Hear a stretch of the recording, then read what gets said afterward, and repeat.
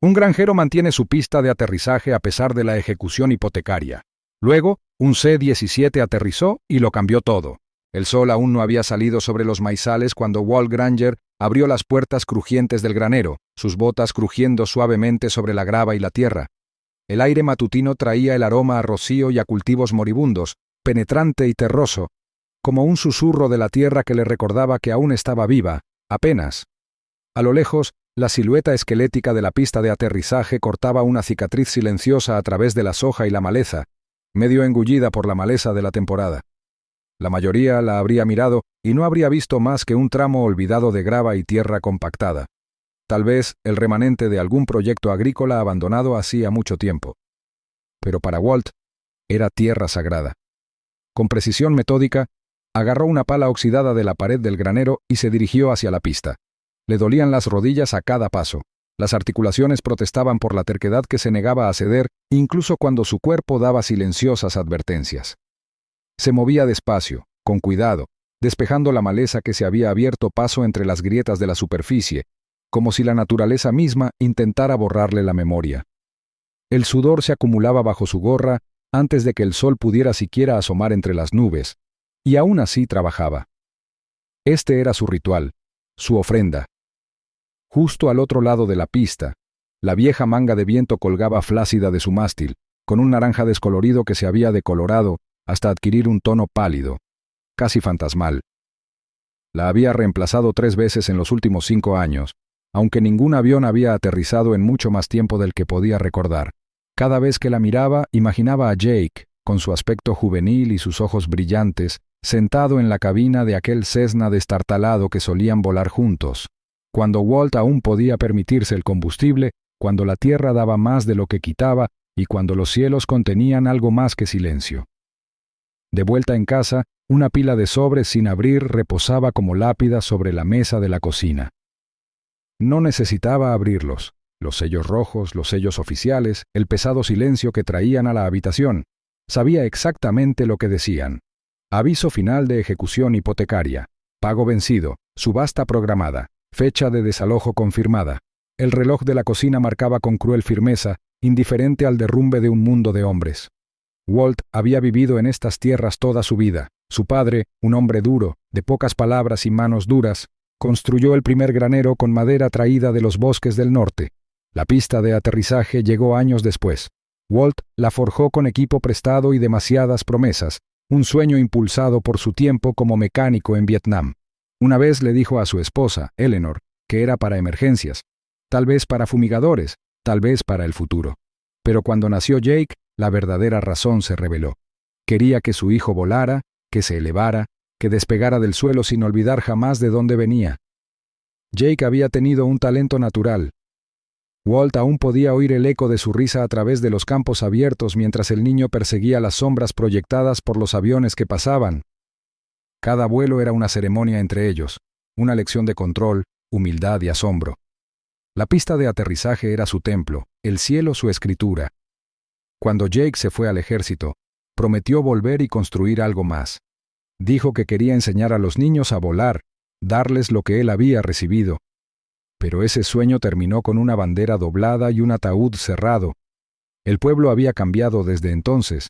Donde antes los vecinos compartían herramientas y cenas dominicales, ahora compartían silencio y límites de propiedad.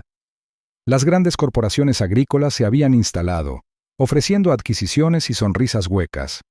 Una a una, las granjas desaparecieron, reemplazadas por amplias extensiones de tierra cultivada con maquinaria y torres de drones. Walt resistió, su tierra menguándose como un charco al sol, pero se negó a soltarla. Recordó cuando cerró la tienda, cuando la iglesia reemplazó sus bancos de madera con sillas plegables y comenzó a transmitir sermones en vivo. Cuando el autobús escolar dejó de pasar por su calle. Cada pérdida se sentía como si le cortaran un miembro, pero él nunca permitió que lo vieran sangrar. La gente del pueblo murmuraba sobre él. Lo llamaban el viejo fantasma de Granger Road. Decían que se aferraba a algo ya enterrado. Algunos incluso pensaron que se había vuelto un poco loco, hablando con la manga de viento, reparando las grietas de la pista como si valiera más que el terreno bajo ella. No lo entendían. Scott Reinhold, desde luego, no. El joven banquero llegaba en su impecable todoterreno 2 veces al mes, con el traje planchado y la tableta en la mano, fingiendo hacerle un favor a Walt con solo ofrecerse a escuchar. Scott le recordaba a los reclutas que llegaron a la base en el 71, llenos de confianza, con los ojos brillantes, inconscientes de cómo el mundo podía desnudarte y dejarte solo el deber. Scott no hablaba de familia. Hablaba de tipos de interés, responsabilidades y zonas de planificación regional. En su última visita, Scott se quedó de pie en el borde del porche con los brazos cruzados y preguntó, con cierta amabilidad, por qué Walt no aceptaba la oferta. «Es un buen precio para un terreno tan lejos», había dicho. «Podrías jubilarte, ir a donde quieras».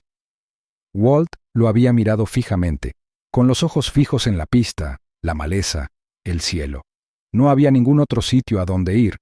Ahora, mientras la mañana se extendía fina y pálida, Walt sirvió café en una taza desportillada y se quedó junto a la ventana, observando cómo la niebla se filtraba entre las trenzas. Pensó en Eleanor, su voz en la cocina, tarareando mientras desgranaba guisantes. Pensó en las botas de Jake alineadas junto a la puerta trasera, siempre embarradas, siempre listas. Y pensó en la vez que casi vendió la casa, solo una vez, justo después de la muerte de Jake. Los papeles estaban firmados. El trato estaba cerrado. Pero a la mañana siguiente, salió y vio la manga de viento ondeando suavemente con un viento inesperado. Rompió el contrato por la mitad. El sol finalmente salió, proyectando luz sobre la pista de aterrizaje como un foco de luz que se movía lentamente. Walt dejó la taza, se puso la chaqueta y volvió a salir. Aún quedaba trabajo por hacer, hierba que podar, una bombilla al final de la pista que necesitaba ser reemplazada. No sabía qué pasaría en 7 días. Quizás el sheriff apareciera con una notificación, quizás excavadoras, quizás nada en absoluto. Pero hasta entonces, quitaría toda la maleza, revisaría cada panel y recorrería toda la pista como si fuera Tierra Santa, no porque estuviera esperando algo, sino porque algunas cosas valían la pena conservar, aunque nadie más recordara por qué.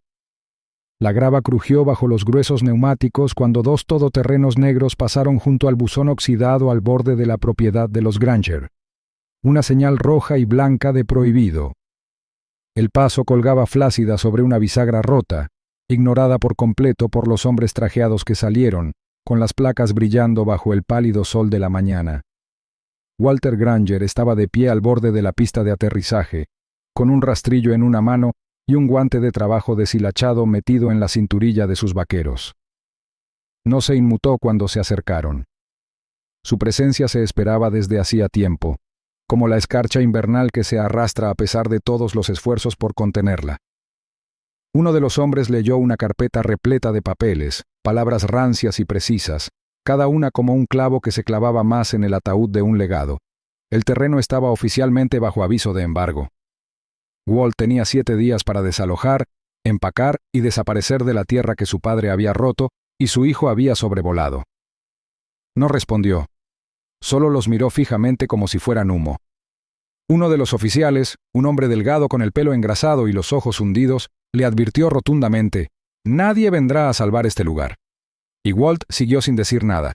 Simplemente se dio la vuelta y regresó al granero como quien se sacude el polvo del hombro. Esperó a que el polvo de sus vehículos se asentara en el horizonte antes de subir a la cabina de su camioneta. Volvió a la vida tosiendo tras 2 intentos, traqueteando como un perro viejo intentando mantenerse en pie en el frío. Tomó el sinuoso camino de grava hacia el viejo cementerio de la colina, el que se escondía tras las hileras de nogales negros. Allí, bajo un roble inclinado y una cruz oscilante, había 2 lápidas, una con el nombre de su esposa, Eileen, y la otra, el de su hijo, Jake. El aire siempre se sentía diferente allí, más tranquilo que el silencio de la granja y también más denso. Se arrodilló entre ellos y se sacudió las hojas adheridas, pasando sus dedos callosos sobre las palabras grabadas como si trazara una cicatriz.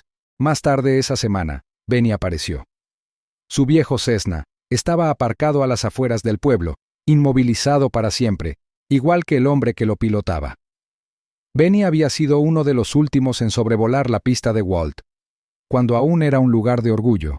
Ahora, estaba de pie bajo la sombra del viejo silo, con la gorra aplastada entre las manos y la mirada escudriñando el tejado hundido del granero. Hablaba en voz baja, cauteloso, no por miedo, sino por amistad. Dijo que quizá era hora de dejarlo ir, de irse con dignidad mientras aún pudiera. Dijo que el mundo ya no funcionaba con lealtad, sino con influencia y logística. Walt escuchó, pero las palabras se le resbalaron como la lluvia sobre una lámina metálica. No se trataba de orgullo, no era como pensaba la gente, se trataba de una promesa. De aquella última llamada de Jake antes de partir, cuando le pidió a su viejo que mantuviera la pista lista. Por si acaso. Walt nunca preguntó qué significaba por si acaso, pero la tenía lista. La noche siguiente trajo consigo una quietud que parecía antinatural. Walt estaba sentado en el sillón de cuero descolorido junto a la radio, la misma que usaba para sintonizar los vuelos de Jake a casa, cuando el chico zumbaba tan bajo que hacía vibrar las ventanas. La vieja radio vibraba con estática. Luego, por un instante, algo más. Una voz, cortada a media frase. ¿Coordenadas? Tal vez. ¿Un nombre? Tal vez no. Parpadeó, se apagó y finalmente se apagó. Afuera, los pájaros se dispersaron del campo a la vez, un centenar de ellos elevándose como humo. Walt salió, sus botas crujiendo sobre la grava, mirando hacia el cielo oscuro. Una sombra pasó sobre sus cabezas, demasiado rápida para captarla, demasiado silenciosa para identificarla. No siguió el viento. No hubo motor. Solo quietud de nuevo, esa que te zumbaba en los oídos por la ausencia de sonido. Los cultivos apenas se movían, pero el aire se sentía más denso. Escudriñó el horizonte, pero no llegó nada. Ni un destello más en la radio, ni una ráfaga de viento, ni siquiera un perro ladrando desde la casa del vecino, 1 kilómetro más abajo. El terreno había cambiado, y lo sentía en lo más profundo de su ser, como un mecánico puede presentir que algo anda mal en un motor antes de que golpee. 2 días después, un vehículo llegó a la entrada. No era el banquero, ni un vecino, ni siquiera Benny. El hombre al volante salió lentamente, un sedán oficial. Traje oscuro, botas limpias de polvo. No dio su nombre, solo una placa que mostró con la rapidez suficiente para registrarla y olvidarla. Hizo preguntas extrañas. ¿Cuánto tiempo había mantenido Walt operativa la pista de aterrizaje? ¿Había habido alguna vez almacenes subterráneos? ¿Tenía conocimiento de alguna infraestructura de la Guerra Fría, búnkeres, redes de comunicaciones, en las cercanías? Walt lo miró con los ojos entrecerrados como un halcón vigilando a sus gallinas. No dijo nada. Simplemente negó con la cabeza y preguntó qué tenía que ver eso con el desalojo de un viejo granjero. El hombre sonrió levemente, le dio las gracias con una voz fría como el acero y regresó al coche sin presionar más. Mientras retrocedía, su mirada se detuvo en el retrovisor, el tiempo suficiente para que Walt sintiera cómo ardía. Tras irse, Walt se quedó solo en la entrada. El sol estaba bajo, tiñendo los campos de oro. El granero a sus espaldas proyectaba una larga sombra sobre la hierba, extendiéndose casi hasta el borde de la pista. Caminó hasta el borde, dejando que sus botas se asentaran en la tierra endurecida. El viento cambió de nuevo. El maíz susurraba como susurros a sus espaldas. El mundo ya no era el mismo. Algo en las costuras se había desprendido, e incluso los pájaros parecían saberlo. Aún así, se quedó. Las luces de la pista se encendieron con un destello mientras el sol se ponía tras los árboles. Walt las observó brillar, una a una, como velas encendidas en oración.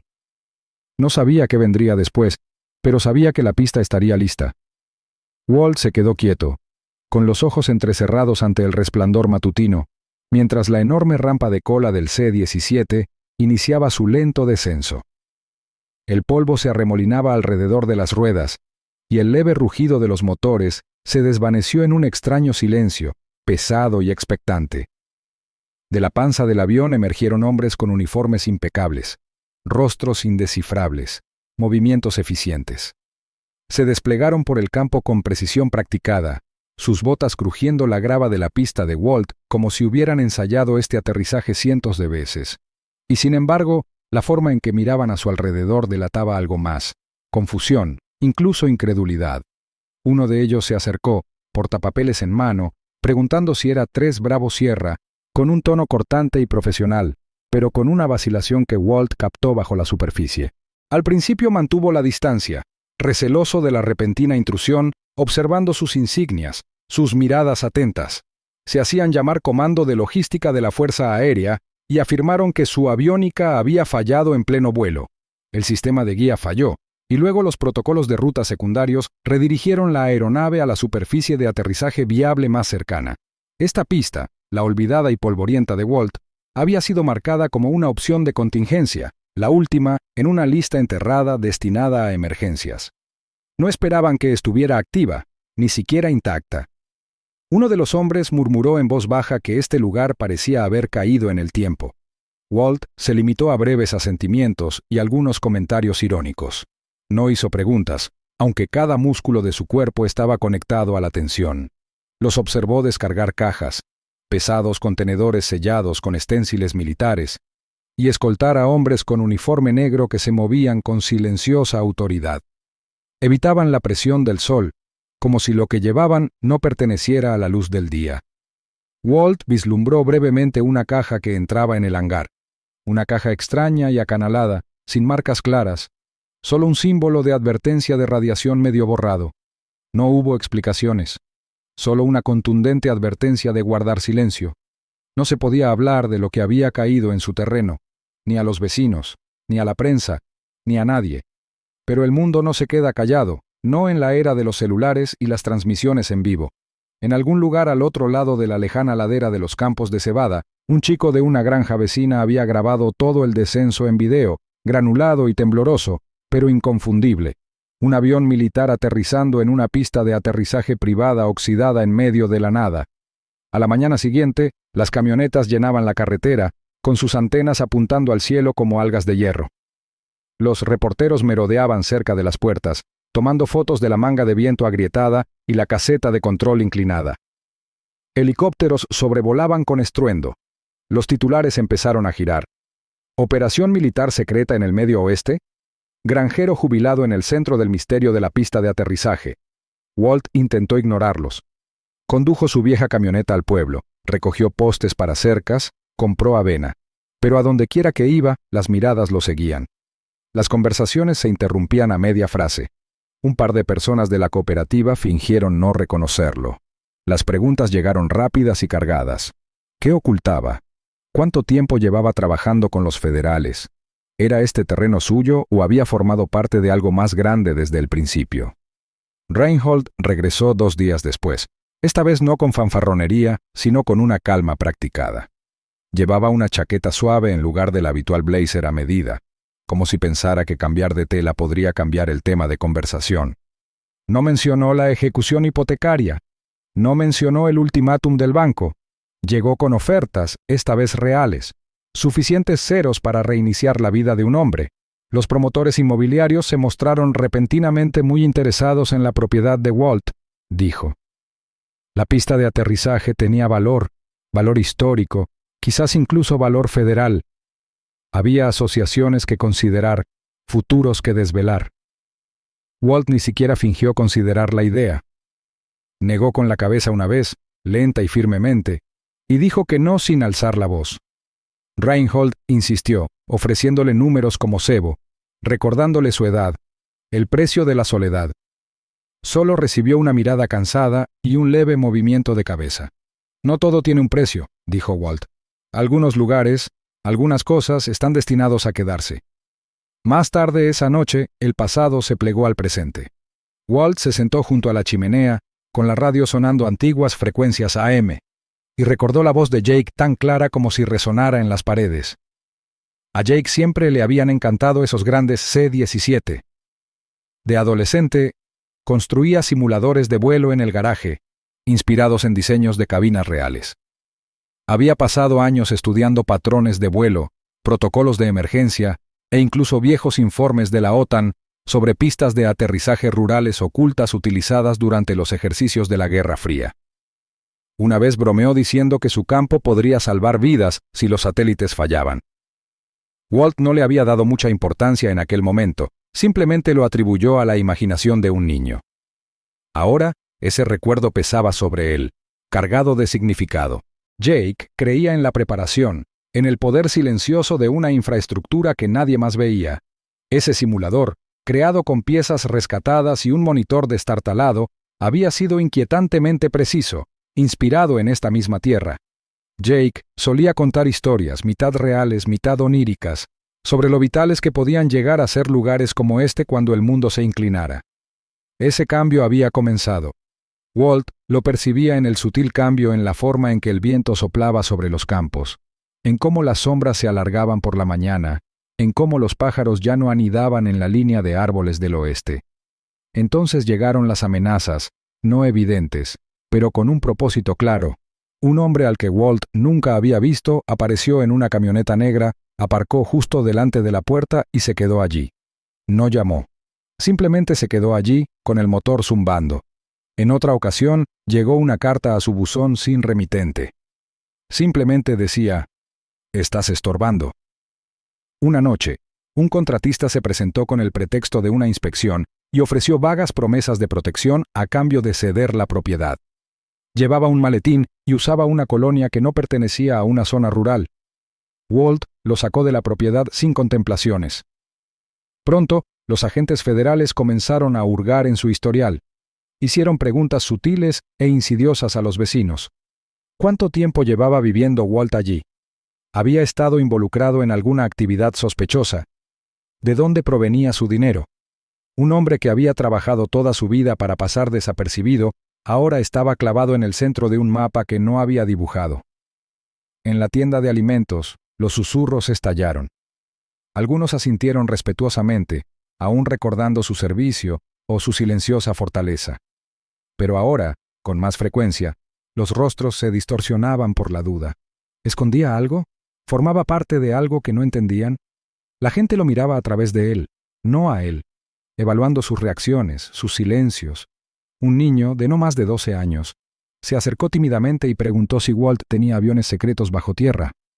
La madre del niño lo apartó bruscamente antes de que Walt pudiera responder. Intentó mantener las rutinas, incluso cuando éstas cambiaban. Las mañanas empezaban con largas caminatas por el perímetro, observando las huellas frescas de neumáticos que no habían estado allí la noche anterior. Desaparecían herramientas, cosas pequeñas, como si alguien estuviera probando los bordes. Benny volvió a pasar, esta vez con más urgencia que nostalgia. Intentó, con delicadeza, preguntar si tal vez era hora de dejar ir, que tal vez la tierra podría seguir viva en manos de otros. Walt simplemente lo miró y dijo que el deber no terminaba cuando se ponía difícil, terminaba cuando no quedaba nada que valiera la pena defender. Pero para Walt, todo seguía allí. La voz de su esposa en el jardín de rosas, la risa de Jake resonando en el hangar, el olor a combustible impregnado en la tierra como sangre en la tela. No, pensó, no se trataba de dinero ni de legado.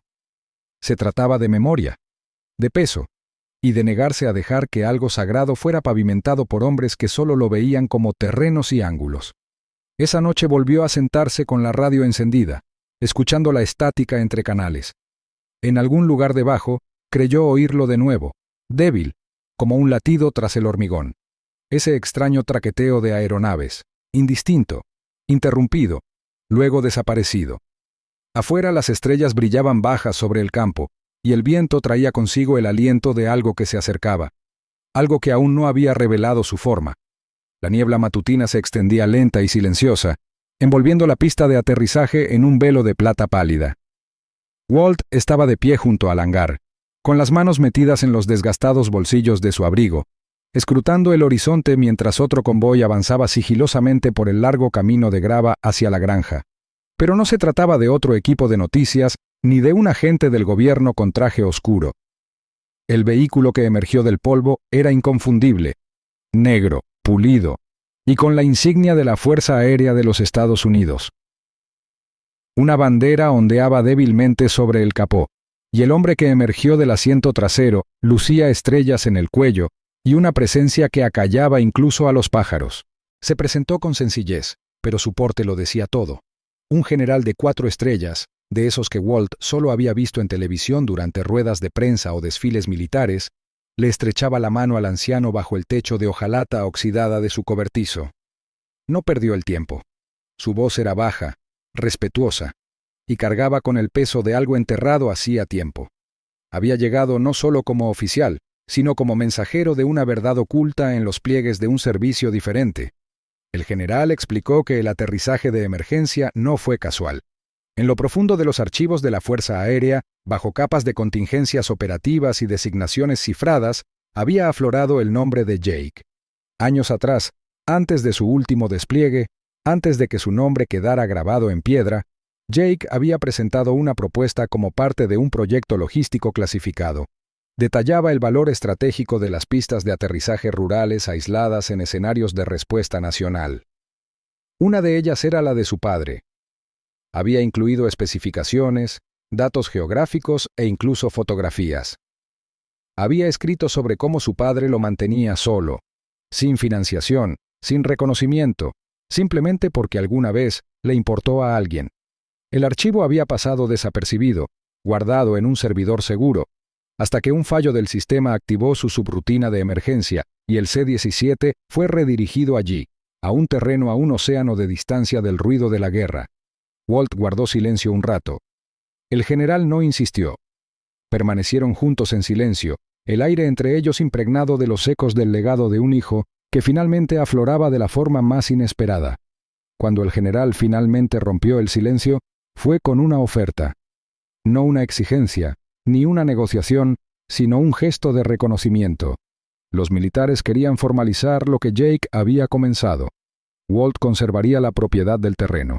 La pista de aterrizaje seguiría siendo suya para cuidarla, recorrerla y vigilarla. A cambio, el gobierno proporcionaría financiación para su mantenimiento, mejoras donde fuera necesario y solicitaría acceso periódico para entrenamiento de emergencia y operaciones clasificadas. No habría vallas, ni torres de hormigón, ni soldados apostados al borde de los campos de cebada.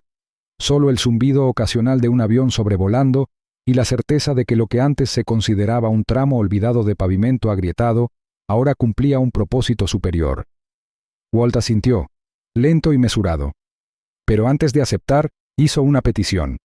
El general no preguntó por qué. Simplemente escuchó mientras Walt explicaba que si esta tierra iba a servir al país, si la visión de futuro de su hijo finalmente se honraba, entonces debería llevar su nombre. No en una placa enterrada entre papeles o registros digitales, sino en la propia tierra. La pista se llamaría Jake's Run. Las letras estarían pintadas con letras claras y nítidas a lo largo de la pista, para que cada vez que un piloto descendiera, supiera quién lo guiaba. El general respondió con un saludo solemne, un gesto no solo de respeto militar, sino de algo más profundo, el reconocimiento del vínculo entre un padre, un hijo y un país que no siempre había sabido lo que debía. Esa tarde, mientras la luz comenzaba a ocultarse tras las colinas lejanas, Walt recorrió solo la pista. El aire aún era cálido, zumbando con las cigarras y el lejano susurro del viento entre la hierba seca. Sus botas se movían lentas y pausadas. Cada paso despertaba recuerdos que parecían surgir de la tierra misma. Dejó que sus dedos recorrieran la tierra del borde, sintiendo la textura áspera, la arenilla que se había alojado bajo sus uñas durante décadas. Pasó junto a las marcas que había colocado a mano años atrás, cuando Jake era solo un niño que aprendía a medir distancias con sus pasos. Las letras blancas y frescas brillaban bajo el cielo anaranjado, resaltando sobre el asfalto, Jake's Run. Walt se detuvo al borde, leyendo cada letra como si fuera parte de una oración. No lloró. Simplemente permaneció allí, con el sombrero apretado contra el pecho, una silueta recortada contra el crepúsculo. A veces pasaban desconocidos, que nunca se quedaban mucho tiempo. Los pilotos a menudo asentían en silenciosa gratitud. Todos conocían la historia ahora, como un aviador caído había planeado con antelación, como una pista olvidada había respondido a la llamada. Pero para Walt, la pista nunca fue solo cuestión de estrategia o coincidencia. Se trataba de una promesa hecha entre padre e hijo, y ahora cumplida por el tiempo y las circunstancias. La gente ya no lo llamaba simplemente granjero. Algunos lo llamaban mayordomo, otros guardián. Pero a Walt no le importaban mucho los títulos. Simplemente caminaba por la pista cada noche, tal como lo había hecho aquella primera noche después del aterrizaje, con el cielo abierto e inmenso, el nombre de su hijo grabado en negritas letras blancas, bajo las alas que se cernían sobre sus cabezas